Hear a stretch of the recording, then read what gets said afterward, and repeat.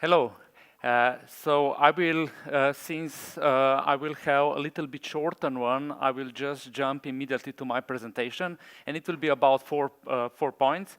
One point will be a little bit to elaborate why open innovation. Second one will be a little bit what kind of infrastructure environment you need for open innovation. Third one will be use cases, and fourth one will be 5G. I heard 5G earlier, so I will just show you one European use case. Let me start with the first thought. When car was a product, and car still is a product, testing was done at factories. So the facility for testing was basically factory test bed. Because it was a product, it was acceleration, braking, and a lot of different functions. But since we are now moving to mobility as a service, this is almost impossible to test, validate, and improve on factory backyards. So you need to enter into completely new setup, and we talk about ecosystem. And what you need to test service, you need basically human-centric approach, which was a topic from previous roundtable discussion, and this is where I will focus most. Second thing is that I would like to share is this kind of, let's say, environments. So of course there are test beds, of course there are test beds on steroids that call proving grounds, so you can get certification done through proving ground. And once you bring people interaction to the game, and I'm not talking about paying students to pretend that they are doing everyday life activities, but when you really involve humans, you get a living lab. And what we heard earlier is, if it's silos-based solution and you have people, you still don't have a final product which is integrated, so you need to bring other industries to the game. So you need to build coalition, and here I would talk a little bit about city as a lab concept, which you will hear in next months and years. They will just pop up everywhere around our globe. And why all this? So yesterday we spoke about 7 trillion revenues that will be generated by 2050. That was done by Intel Research. And basically this research predicts that not only those 5, but even more industries will be involved, disrupted, engaged to create a new value. So we are going from a product to a service. Service will, so to this game will enter new entrants from different industries, and basically this will be a 7 trillion industry by 2050. And who are now in, so I will give you an example from our work, with whom we work. So who are the companies already doing this cross-industry approach in city as a lab with a service approach? So you most sure recognize all the brands. So I will start with Google. Imagine a city. A city has multiple problems, and Google would like to help in a way to upgrade the maps with gamification tokens. So usually you go with this route, but if you select another route, you get 5 points. If you go with that one, you get 7 points. But what they want to do in Europe, and in this pilot, 4 cities and 2 campuses are involved, is to use park and ride. So from my city of Ljubljana, we have a ring, highway ring. We have park and rides. Why to push everybody to a city center, to a last mile? Why don't we aggregate them in park and ride and organize different types of transportation, including bike sharing, e-scooter sharing, car sharing, different kind of public transportation, and you can be rewarded, or you go 15 minutes later and you get rewarded even more. So these points can be then used in Google Play, can be used for local attractions, so you can spend that rewards, and we are piloting that. Daimler would like to extend their ecosystem, so once you leave their vehicle, you leave Daimler ecosystem. And what they want to do is, they want to introduce an app which will be some kind of TripAdvisor, Lonely Planet, together with exploring the city. So when you go from A to B, you go to B with a purpose, and then app will introduce you all the possibilities powered by AI. So with TripAdvisor, you need to click and select the restaurant or shop and go through review and do look for the pictures and do the reservation. Now app will do it for you. And the next one is Magna. Magna is one of top 4 tier 1 provider and supplier to automotive OEMs. And basically what they do is like Continental and Bosch and also Easy Mile yesterday and Navia. There is a new category of autonomous shuttles. This will be between 8 and 12 people big. And they want to come to this Citizen Lab environment to test the product, but not only the product, also the app, the experience, the pricing. And since in Europe there is more and more announcement that public transportation will be for free, we have even 3 cities already providing free public transportation. Who will pay for it? Okay, city leaders or new revenue streams. So basically, we are working on new revenue streams to finance it. And Toyota is basically another example of mobility as a service. And now this is like car sharing and ride sharing hybrid app. So it's not only car sharing or ride, but it's both together. And basically, we did a test with carpooling within internal employees. And this example I will touch later. So with saying that, I will introduce basically my company, which is AV, stands for Autonomous Vehicles, Living Lab. We start with autonomous vehicles. We thought that we will test ADAS systems in our shopping center and business center, if I may so. But then we just say, no. This is for proving ground for test beds. We will work on digitalization, apps, platform, business models, and this is what we do. And my parent company is 65-year-old real estate developer. So now I will go to a movie. But before I go to the movie, imagine Dubai, a media city or internet city owned by one company. So to run all kind of cross-industry tests, involve the people, you have only one contact person. Okay? One company, private land, a big one. So I will jump to a video where president of my parent company will explain.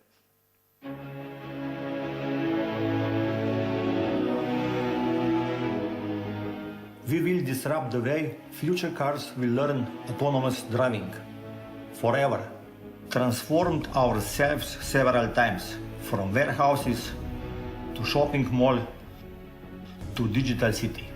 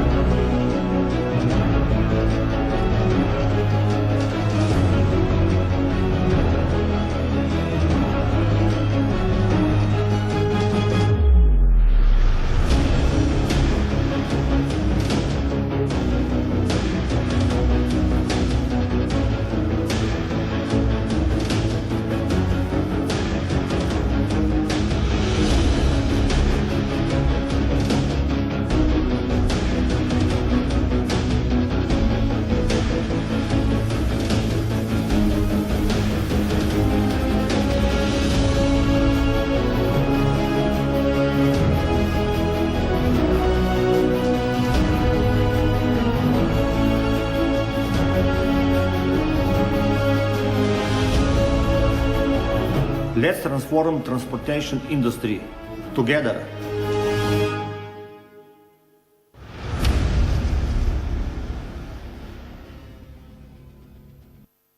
So I will continue our introduction with basically how we are situated. So this is a city district. You can call it city lab within a city. And basically we run Living Lab operations in this environment. The infrastructure looks like this. So we have 11 kilometers of road on private land. We have a lot of issues like all the cities with parking, with congestions. Could be that we have in our shopping and business center higher congestion than in city center, because we attract 21 million visitors per year. Now IKEA is coming, this is additional 2 million visitors. So per day we have 38,000 vehicles. So the total area is under video surveillance. So it's totally manageable and controlled environment where we run the operation. We are also one of co-founders in Slovenia. We created an ecosystem. So I will talk a lot about ecosystem because this is the way you can run a transformation. So within our country, we agree with a government-owned road operator called DARS to end with proving ground owned by Automotive Association of Slovenia, and with one company offering simulators and us with urban environment to join forces and from one contract provide all the infrastructure for the development. So we make less barriers for connected and autonomous developers to enter and to run tests. But this is not all. We synchronized ourselves within the country, but we also are partnering with neighbor country, Austria and Hungary. So what we created a cross-border testing area for connected autonomous driving. Imagine 5G handling, how we will sort that. Imagine legislation, signs, landmarks, apps. Already road operators already exchange, they open the APIs to each other and they already exchange the waiting time, traffic information, webcams. This is already done. Now other things are coming. And there is a ring of highways also through Hungary directly. So this is where the tests will be done. Highways are equipped with vehicle-to-X equipment. You need to understand that in Europe, most of countries already have pilots with vehicle-to-X on highways. So this is for last 3 years, it's quite a standard norm. And we are also basically members, of course, of different, and we work closely with universities. So, and we are working with universities in the region, not only within a country, but also in the neighbor country. And why we are doing this? So why we need all this? Because in order to run this complex next generation development and tests, you simply need to have a lot of building blocks. Simply being organized in silos ways is not working anymore. So what you can see here, we have physical infrastructure. We start testing on the level of district. Then we scale up to a city, and then we scale up to a country and to the neighbor country with the testing. And we simply have teams who can work in a way that we create a project teams from different companies. And on 5G project in consortium, there are 30 companies. So this is quite complex to run and operate. Now, how real environment looks. So we have tons of IoT. We introduce smart parking. We introduce on the energy. So you need to consider us as a real estate developer who owns the city. So we are one of the first to implement smart city solution. We are saving on water 40%, on energy 50%. We have a lot of these renewable energy production sources internally. But also for mobility, we have a lot of infrastructure, and what we are especially proud is here we are getting a farm of batteries for smart grid, and this is from one project that we do with a Japanese consortium of 3 companies. We run proof of concepts. So here you can see a list of 29, and what is unique is that we run from smart cities, smart grid, fintech. We also do retail, but it was not enough space, to mobility. And with mobility, we do autonomous driving, we do mobility loyalty programs, smart parking, we do basically also the logistics, playing with the blockchain, and this gives us a good understanding what is basically needed. And these are just a few examples. So we did autonomous driving in our environment, and together with brand Navia, and this was well accepted. We were doing analyze, and we basically sent this back to the factory to work on the product more. And this one, I would like to show why interaction with people is important. What you will see is that this light here is green and it will go to red.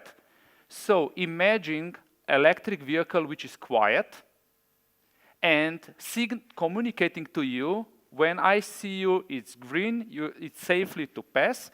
If I don't see you, it's red. And as well, here is a speaker. So we know that vehicles are quiet. Instead of sending sound 360 degrees around and making noise all over the place where it's not needed, we went with focused one. And that's why you need a living lab, because we found a mistake. Vehicle was driving 40 kilometers per hour, and our corridor for sound was just 5 meters, so you were not able to catch it. It went simply too fast, so developer said, okay, we need to have dynamic way of doing. So this is one short video explaining. It's a little bit of Knight Rider. This is when engineers get, to play. But basically, so we see red, we see green, it's safe to pass, and basically light can also follow you and backwards. And this was done in closed environment with our students, so it was completely safe. It was red, we don't see you, wait. Now what we found out is that the kids immediately recognize it, older people didn't. They say it's a new security firm, it's something with advertising. So basically this was a nice example. Okay. This was done with Toyota. So what we did is the first seat is for car sharing purpose. So vehicle, we have a fleet of 10 Toyota vehicles and 3 Lexus vehicle on demand. No down payment, just with touch on the screen, you get and drive. Imagine for 20 euro per hour, you get a Lexus to drive, and no need to pay, I don't know how much money for it. And basically, from airline industry, we took number of seats. It's 1A, 1B, 2A, 2B. So all next passengers are ride-sharing, ride-hailing, and the first seat is car-sharing. So and this was done only within 3 buildings. So this is a business park with 1,250 people, so people know each other, so more likely they will travel together. But the idea was basically to optimize the fleet of the vehicles. There, in these buildings, there are 33 companies. Everyone has a fleet of vehicles, and they achieve 2 things. One, that sometimes vehicles are not available, and sometimes mobility is not for all in a vehicle. So usually sales get the vehicles, but not other departments who are usually more back office department. So now with the touch on the screen, you get it. There is a pool of hours, and you just take it out, and basically everybody are happy because now mobility is available for all. And this was one workshop, which was a design thinking workshop with students about personas in autonomous vehicles. And personas were elderly, kids, but as well dog. So I know that Tesla announced the dog story. We did it 6 months ago, and we were discussing what's needed to safely transport a pet across a city, and how AI will recognize, the behavior of a dog, and how to reward a dog, and what kind of interior, what kind of sound, how to reward them with some candy, and all this kind of stuff. There was a lot of things that needs to be done. So going for my last part, our 5G use case, and I took one which was really cross-country. It was 30 customers, 10 sites, and it was about 5G. So 5G is extremely important topic. It will drive autonomous vehicles, and it will allow us to do a lot of things, but investment are needed, and we need to find business cases and use cases. So the purpose of our testing was to validate 5G across different use cases. So in our environment, we have massive event. Imagine on one street, 10,000 people connecting to 5G, being on social media, and then emergency vehicle needs to make connection to a hospital, will it work? So you need a living lab to test this, because in theory they are counting parameters, so in theory sometimes things work, but in real life it's questionable. Second one was basically the logistics. Imagine the density, so we also have small logistic hub, so we do 5,000 pallets per day, 450 trucks. So we will basically test all this communication with text and with our environment. We will also test vehicle-to-vehicle communication. We will test to vehicle-to-infrastructure, vehicle-to-grid. Imagine massive event, you need to get a charging station ready, and there are certain protocols that you need to test in massive event if they are still functioning. And these are basically the use cases that I was just mentioning.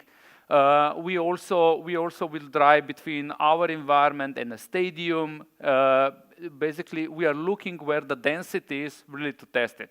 So this is from my side. I will be here if you want to know more about certain points.